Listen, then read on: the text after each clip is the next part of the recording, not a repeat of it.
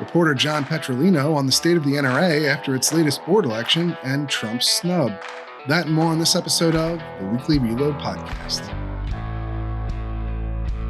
No, the devil's got no hold on me.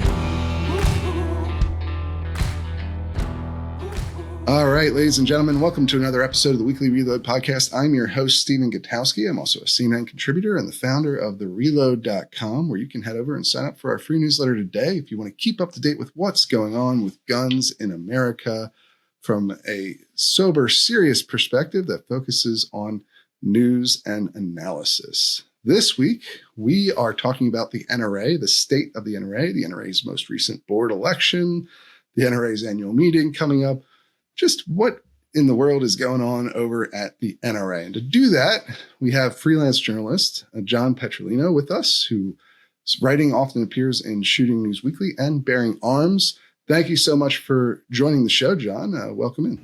Hey, Stephen. Thanks for having me today. It's great to be here. I appreciate you. Absolutely. And can you tell people a little bit more about yourself before we get going, just so they know who you are? Sure. I'm a freelance journalist for my side hustle. So this is all my side thing. And it kind of got out of control rapidly as these things tend to do. And I've been covering the Second Amendment since 2015 was the first time I started to really look at writing from a journalism standpoint. Been writing for over 25 years. And in 2020 is when things really, took off for me. And I started to really focus on this. And for the last, 5+ years have been just hammering down. And, I put most of my work out at Bearing Arms. And then, as you mentioned, Shooting News Weekly. And I've had stuff in, a bunch of other publications as well. So great. That's kind of where awesome. I'm at. And you recently, So you recently wrote a piece at Bearing Arms that looked at the NRA's election, the board elections. And, this is something where I've talked about a lot on the show and at the Reload. The NRA now is through its New York civil trial. They're done with that.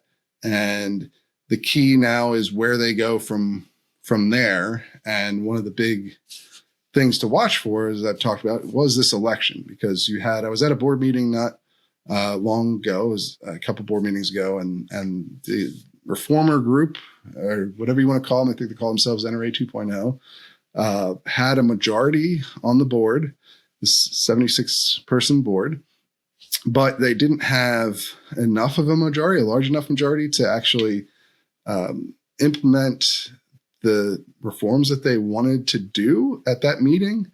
And they ran into some significant resistance from other board members, a lot of former LaPierre associates, defenders, people who, are still in his corner, so to speak. And so this election, I think, was going to be key to see which direction the NRA might go, if they were going to go further into the reformer realm, or they were going to keep the status quo more or less. And so what actually happened? You wrote a great piece that detailed how the results turned out. And this is not something that have covered very closely. So that's why I wanted to have you on and talk about it. What occurred in this election?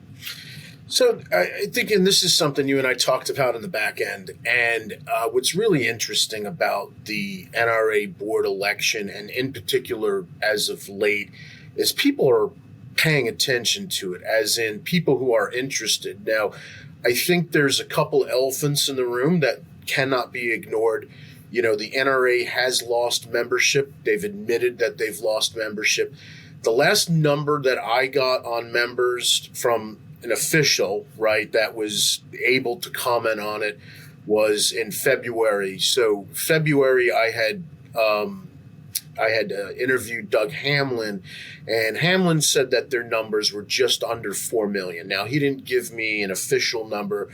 And then there's also other unsubstantiated rumors that, there's membership numbers are still dropping, but I haven't confirmed any of that. So the The only thing that I have to work off of is what he said. So there is a drop in membership, which is definitely an issue. And then of the members that the NRA has, we have to take into consideration. Well, actually, go ahead. Real quick on the membership numbers. By the way, Doug Hamlin, for anyone who doesn't know, is the current executive vice president of the NRA. He took over after Wayne LaPierre resigned. But so obviously a pretty good source there on how many members they have. But at the same time, Bob Barr, who's the president of the NRA, sent out a memo to board members recently that claimed they'd seen a significant drop in lifetime members. And, he gave a percentage drop. So you could kind of calculate the number of lifetime members that were left from that. And then NRA in Danger. So this is kind of the speculation that you're getting at. Right, yeah. NRA in Danger, which is a blog that's followed this. They said that one of the other ways to kind of estimate how many NRA members there are is through the subscriptions in their magazines, because every membership comes with a subscription to the magazine. And so, if you put those two numbers together, NRA in Danger at least estimated they're somewhere around 3 million members. So, well, we got somewhere between 3 and 4, I think is fair to say, right? Yeah, and again, I had read about the Bob Barr memo. I hadn't dug into it. I hadn't gotten an official position from anyone on it. So I'm not saying I discredit it. I didn't discredit. I mean, he's the president of the NRA, which I think is important. We're like so into the weeds on this. It's important for people to understand how the structure works. So we talked about Doug Hamlin being the CEO and executive vice president of the NRA, and that's somebody that works for the NRA. It's a paid position. And he serves at the pleasure of the NRA BOD. So the NRA board is the ones that hire and elect the executive vice president. Previous to this, there was changes that were made previously. Members actually would vote on that as well. So you have hired, employees, which is where Doug Hamlin would be.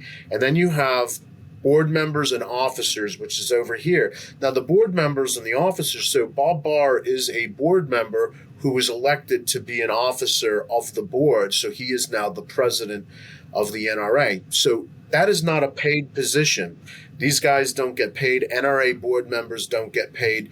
NRA employees do get paid. So you're right there. You have a board that's supposed to regulate how the employees work, and then the employees are also supposed to be able to go to the board and say, hey, these are things that we need that we might not be able to have. So just so people understand what's going on. So hearing this from Bob Barr isn't nothing, it's something. He's the president of the board of the NRA, but we also haven't gotten anything substantiated from the employees of the NRA, and I don't know the crossover on the information. Like, where did Bob get his information? I don't know. I didn't ask him.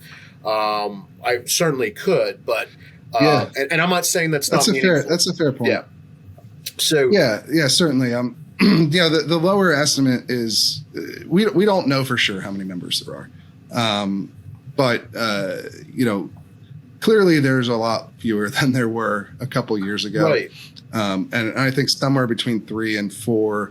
We've had reporting in the past there was 3.8. Bottom line, I think for this, what really matters beyond just the state of the NRA, and obviously they get their money from dues payments from these members. That's where most of their revenue comes from. So it matters for that reason too, and also for their political power, because they represent a lot of people. The more people they represent, the more power they have. But it also matters for the elections because one, not all these people get to vote in the election. Not all members vote in the elections. So not all members are eligible to vote in the elections. And so it's only life members and those with 5-year who have 5-year memberships. Right. It has to be the full 5 consecutive years. You can't just get a 5-year membership and you're good to go. You could get a lifetime membership and you're good to go. So there's a lot of nuance. So it's really limited the pool. Mm-hmm. Yeah, but it's really limited the pool of who can vote in these elections. And maybe that's, you kind of mentioned earlier that like these elections, these board elections, and in my experience, they weren't really very much like elections in the past, Sure. in the sense that like a lot of people got elected because they have been on the board for a while. They're known quantities, they're known names. You had a lot of celebrities on the board, and you didn't really see them running like your traditional kind of political campaign to get on the board until this corruption scandal happened. And now you've had a lot more of people running on actual platforms and what they want to do for the NRA. And you've had two different groups come up. You covered this in your piece, the NRA 2.0 or the Reformers, and the Strong NRA or the more, I don't know, old guard. I don't know what you want to, how else you would phrase them, but you had these two factions running, and that what was the outcome of that, I guess, on which side did better in this? It's pretty interesting. This election. It's pretty interesting about the election. And I think the biggest takeaway that I got, and then I spoke to some people on background about this as well, right? And the biggest takeaway that really shook me was if you were not affiliated with either Strong NRA, which is we'll call it old guard, or NRA 2.0, which we're referring colloquial to as the Reformers, you didn't get elected or reelected. Only people who were affiliated with, for lack of a better term, a party, and I don't know how else to describe it, a camp maybe. So it's become somewhat of a politicized thing. And so if you didn't have an affiliation, you weren't getting elected or reelected. And looking at, some of the results here, and I don't know if the results that I got from American Riflemen, if they were ranked as in the number of votes, but if they were, the only unaffiliated person that came up close would be Gene Roche, underneath a Strong NRA candidate that didn't get elected. So these were all people that are now eligible for the 76th director. But of the candidates that were running, I want to say pretty much we can say NRA 2.0 kind of swept the election. And I've got the hard numbers here. I'll look at them. So there were 16 old guard or Strong NRA candidates, and 10 of them won, right? Either were elected or reelected. Then there were 28 NRA 2.0 candidates, and 19 won. So if you look at the percentages, 66% of the ballot was taken by NRA 2.0 and 34% was taken by Strong NRA. So there's a clear, decisive amount of, power and faith being put into what we're calling NRA 2.0 now. And I think that that's something that is good in a sense of people are paying attention, but now they're engaged. It looks like people are getting more engaged. Now,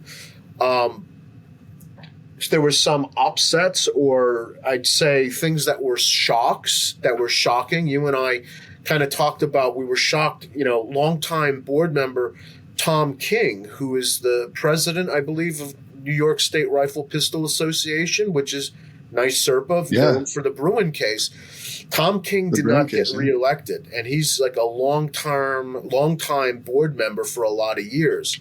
And that's actually very fascinating to me, because Tom King not only is the head of the state group that won Bruin, the major Second Amendment landmark case, the Supreme Court, but also he's been on the board for a very long time. I believe he's on the foundation's board as well, and he's a very vocal board member. And I kind of wonder if that's why he didn't get reelected, because of he's vocal in defending Wayne LaPierre through all of this.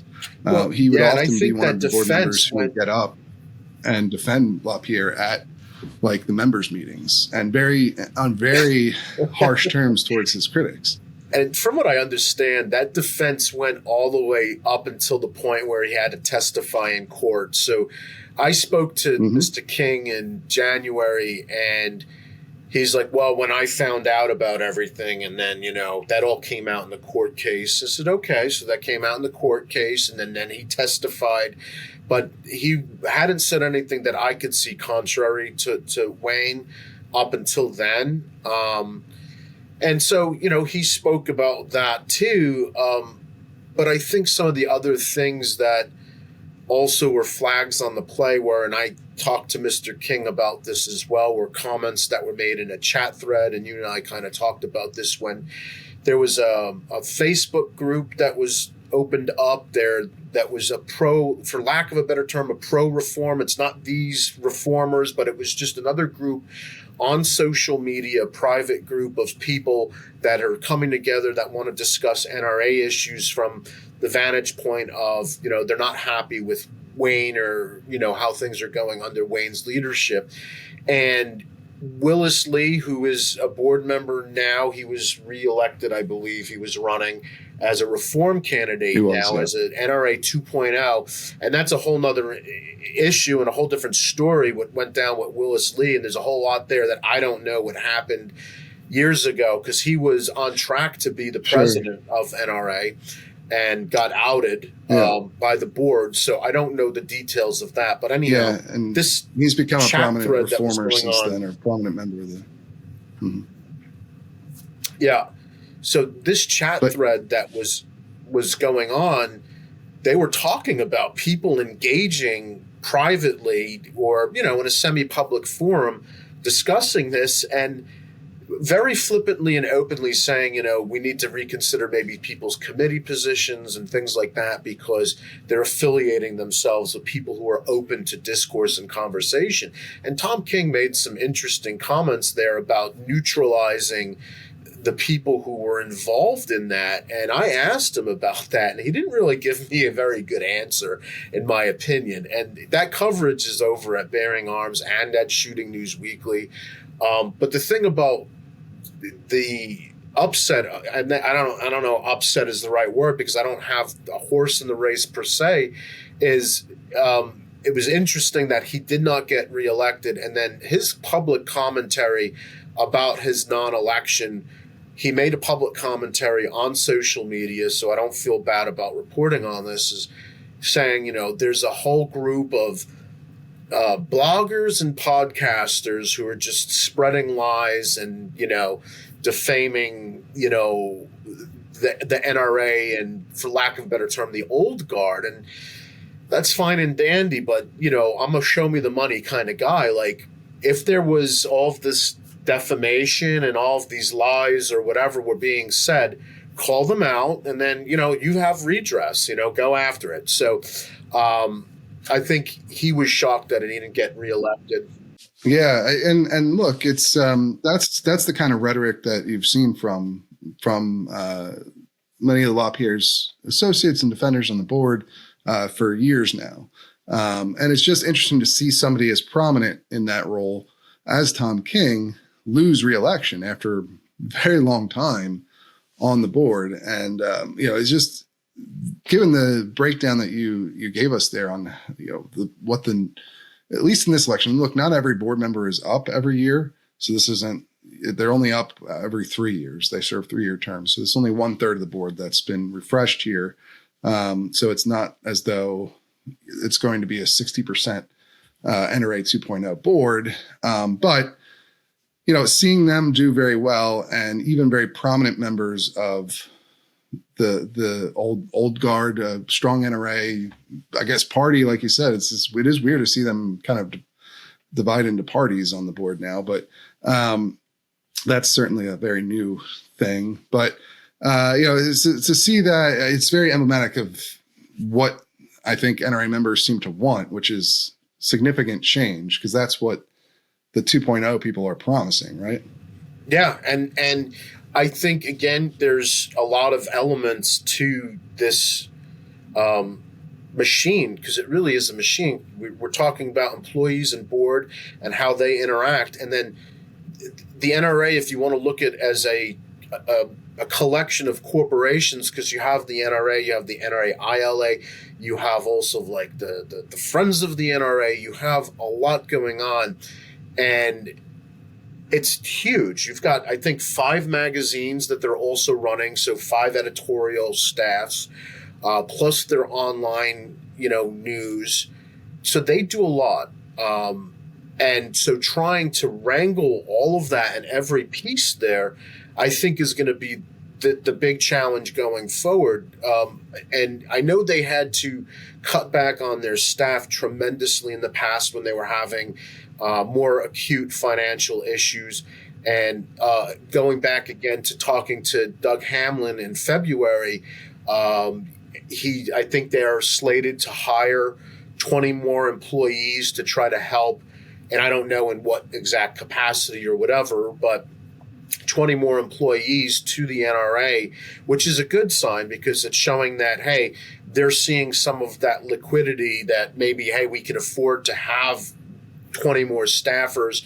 And then, of course, the assumption is they're going to be helping to advance forward in progress. And I think it's also important to recognize that Hamlin was elected basically as kind of a more pro-reform candidate, when he was tapped to do this. And what's really great about Mr. Hamlin is, his background is in journalism and in publishing. So he's got a very different view of things. And what I also like about him is he's put himself very forward and out there. So Friends of the NRA dinners, he'll go to those that are being hosted around the country. I think he was at the largest one, and don't hold my feet to the fire on this because I read so much, it's hard to follow.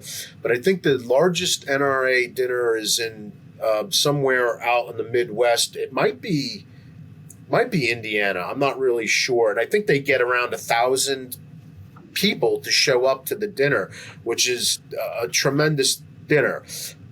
He came out to that dinner. I ran into him at the Liberty Bell dinner in Philadelphia. There's a Gun Owners Action League. So Gun Owners Action League is the Massachusetts state affiliate NRA, club. They're having an event on April 19th. So that event, he's scheduled to be at that event to participate there. And, at that event, there's also going to be Adam Kraut from Second Amendment Foundation, Cam Edwards, who's a fellow board member on Citizens Committee and, an editor of Bearing Arms. So what I'm seeing is there's been a more push for the leadership to be public. And I think this ties into, of course, the successes that the board's going to have.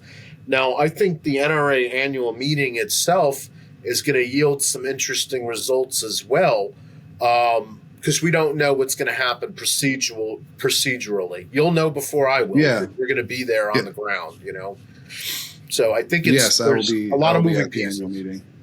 But yeah, for sure. I mean, like you said, though, there's certainly I think the reformers, the NRA 2.0 group, and the NRA writ large recognize their problems. They're very significant problems.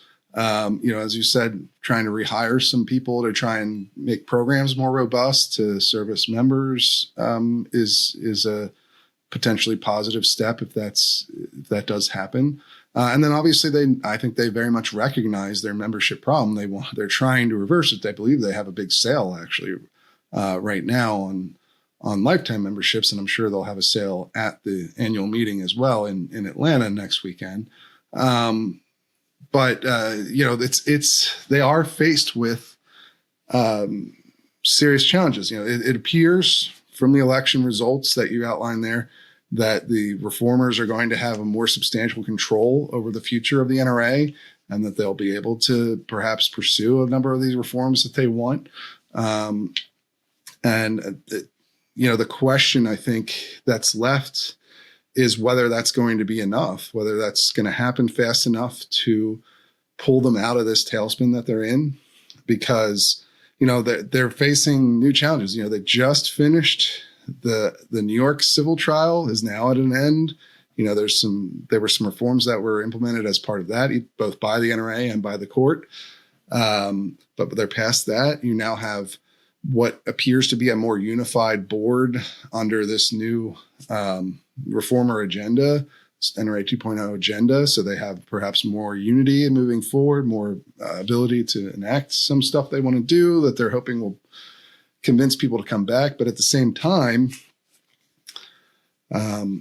they have lost a lot of members, as we've mentioned, millions of members. And they also have lost, it appears, some trust from Donald Trump, who is now, for the first time in a decade, not going to speak at the annual meeting. That's a pretty big blow to them politically, I think. And then also they face several more legal threats. So Oliver North, the former president, who was pushed out by Wayne LaPierre when this corruption scandal first broke into public view, he's suing them again. And then David Delacoya has just had some success in his class action lawsuit. This is a former NRA donor who's filed a class action suit on behalf of other NRA donors who feel they were misled about their donations because they went to, at least some part of them went to paying LaPierre's personal expenses rather than to the ends of especially the NRA Foundation. He just got a ruling from a federal judge that said his suit can move forward on all claims, including even RICO claims. So that's a pretty significant challenge they're going to have to face here. And so I guess the question is, right, whether they can actually convince people to come back fast enough to stop the bleeding, first of all, and then to move things back in a positive direction for the organization where it can become, a more recapture some of the power and that it had, before all this happened. And so I'm interested in your thoughts on that. Yeah, no, I think that it is a very big burden to carry, and there is a lot still going on. So we can't say, the NRA is completely out of the woods. Like, at the end of the day, this is a membership thing, a membership numbers thing. It's a donor thing. So if they can't pull in the money, obviously they're not going to be solvent. And then when we look at the membership numbers and, going back to what Mr. Barr was saying about life members, when we look at the membership numbers, if you're having mostly life members, that means that's usually a faucet that's turned off, So if you're not a annual member, that's not a trickle that's coming in. So there's that, challenge as well. The other lawsuits, it sounds to me like a lot of this stuff will resolve itself probably hopefully in a good way for the NRA, in a sense of that it helps again push change forward, rather than being some sort of a financial burden, because I think at this point everybody sees that Well, Delacoya has said on that point. Delacoya has said that he'd be happy to settle with the NRA, and then he claims that he mainly wants reforms over money from the organization. Like, he has an idea for. He wants the board to be turned into an advisory board, and then an executive board to be appointed that's much smaller, 6 to 12 people, I think he's talked about. And then a number of other transparency changes, making information available to the members in a more accessible way, especially through the internet. And so, you may be right that I suppose it could. And that is in line with some of what the reformers want, right? They've all talked about wanting a smaller board, for one. So maybe that could resolve. I think a 76-member board of directors is really a lot to manage.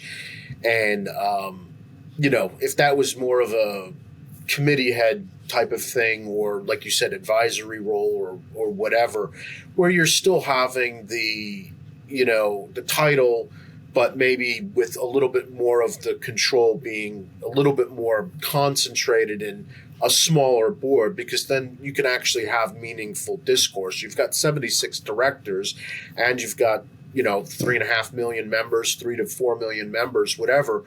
That's a lot to manage. So Yeah, I think those are And all that's been a long running possibilities. critique. Yeah.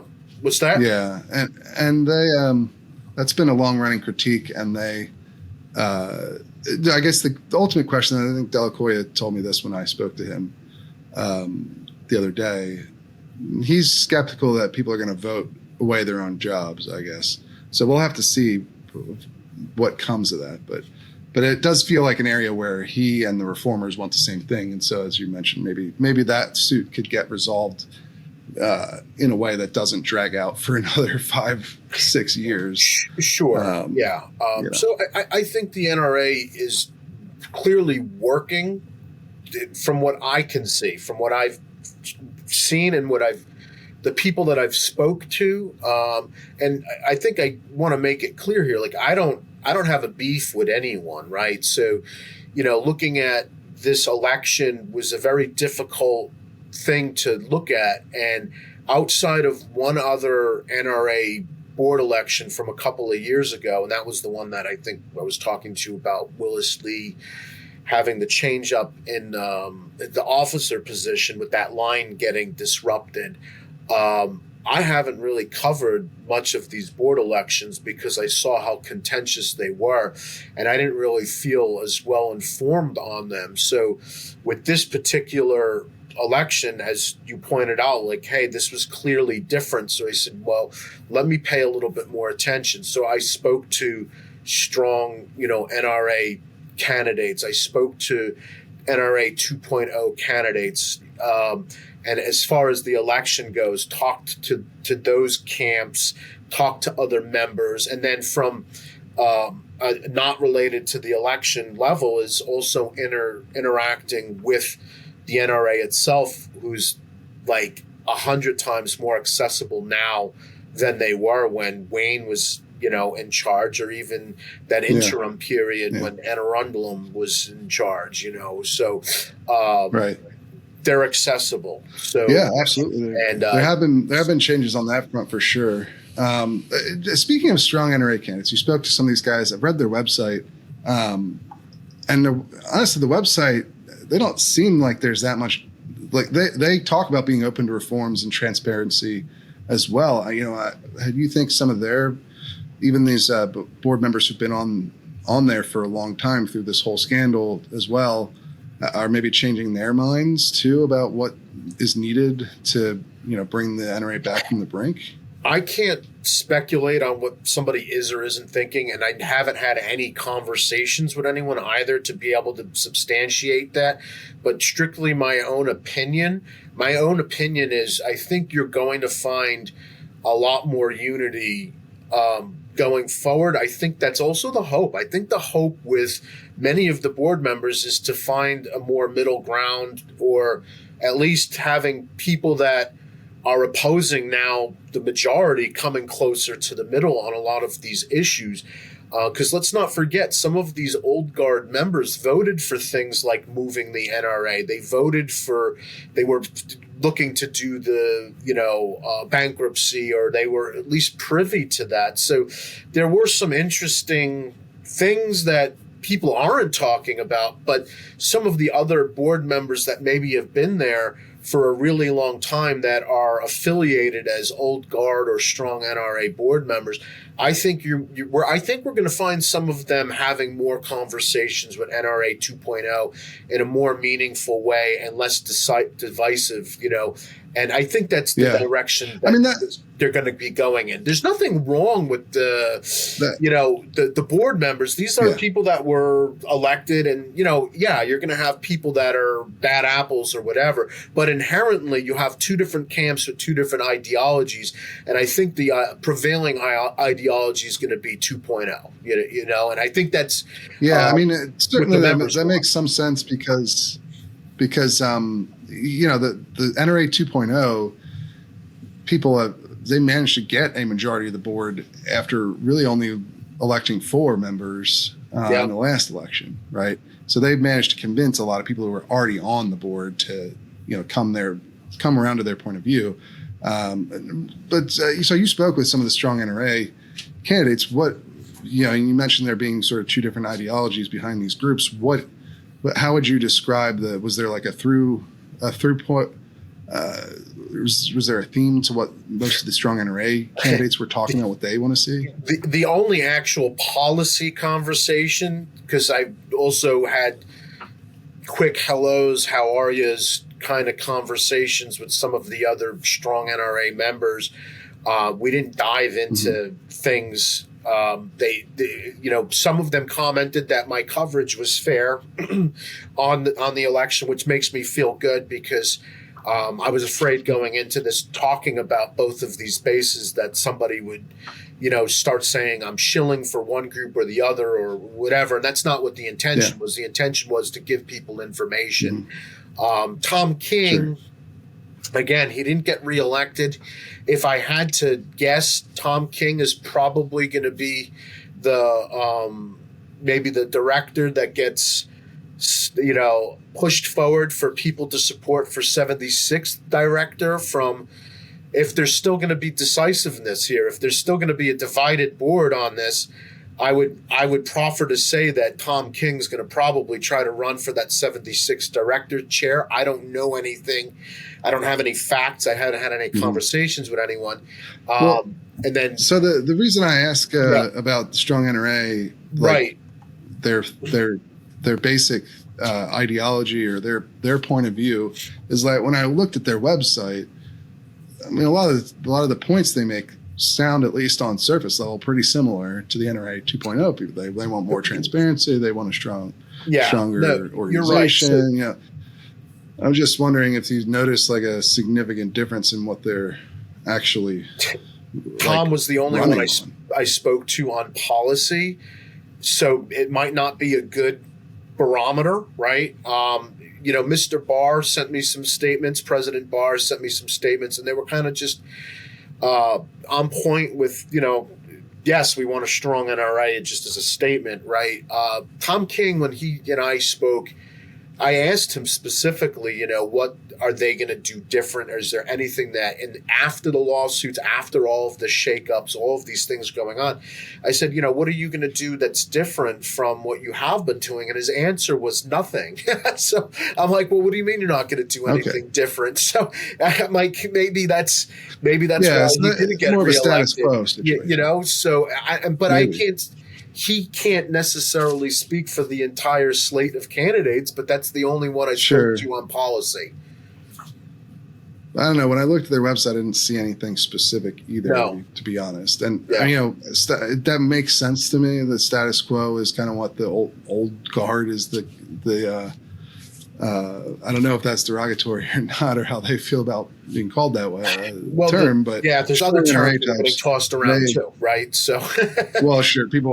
Some people call them the cabal, which is obviously a much more negative, intentionally negative term for it. But yeah, just basically, that's what a lot of the board members who have been opposed to the reformers or the NRA 2.0 party, I guess, or whatever the group, they basically said these problems are not real. They're made up by the enemies of the NRA.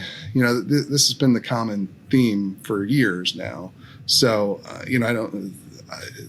I would assume voting for that segment of the board is voting to say things are okay at the NRA, or that they're not the fault of the NRA. The problems that the group has had has been more the message that they're being targeted politically by gun control advocates or by people in the gun rights movement that don't like the NRA. That's been their line essentially. So I guess it's not surprising, but it is. I just thought the Strong NRA website was kind of interesting because it kind of, on the surface, it's pretty similar in nature to what the NRA 2.0 people have been saying. Not necessarily on the details of what they would do, but messaging wise, I was interested to see that, and that they even formed like a group, because that really wasn't a thing before. It was just there was people who were on the board, and then people who wanted to be on the board to change how the board works, and now they've, as you said, they've kind of moved forward into like a party system almost. So that's kind of fascinating.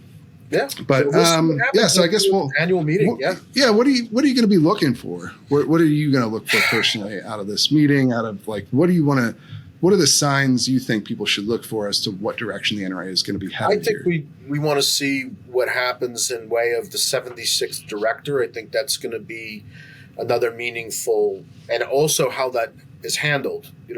Who's lobbying for who or whatever. I think that's going to be interesting, as well as what happens at the actual meeting and how business gets conducted. I think that's going to be a good maybe bellwether on how things are going to be going forward. We'll see. Yeah, but so like just people being able to go up and speak and not getting.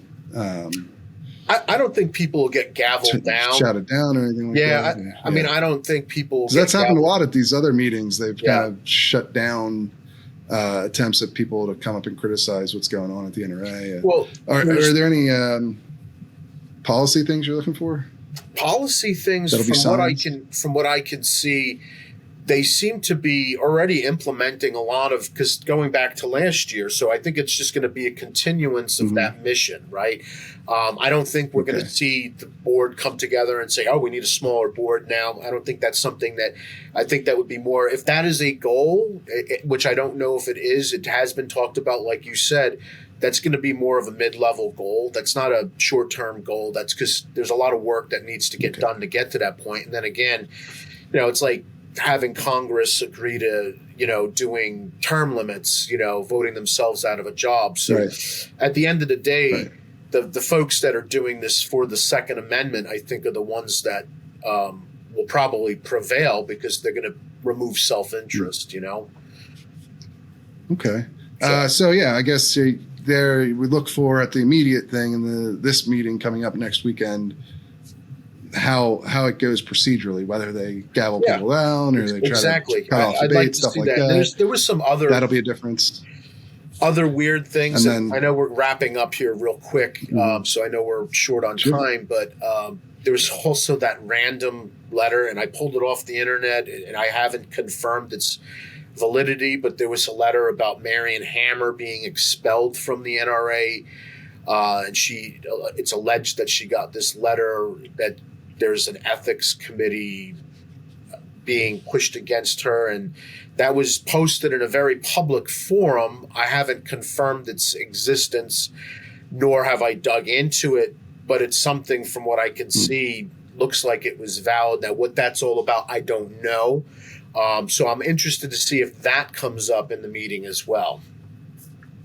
Yeah, and then long term, we look to see whether some of these bigger reforms, like shrinking the board, are actually implemented. I guess to try and, not for whether you or I think they should be done, but just a sign of which way the organization and I think that's a sign, exactly. And like I said, I want to see the NRA just succeed. The horse in the race is, just harmony. Like, let them do what they need to do, right? So we'll see. All right.